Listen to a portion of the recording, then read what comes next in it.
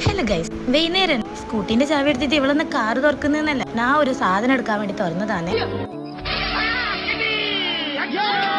സ്കൂട്ടിയിൽ എണ്ണയില്ല, ഉപ്പാനോട് പറഞ്ഞിട്ട് വാങ്ങിപ്പിച്ച് തന്നിട്ട് ഇത് വണ്ടി അങ്ങോട്ട് ഓണാന്നില്ല.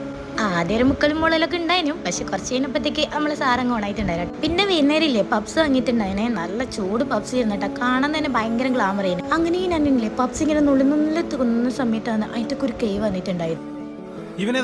എന്റെ പൊന്നു സാറേ, എനിക്ക് അറിയാൻ പാടില്ല.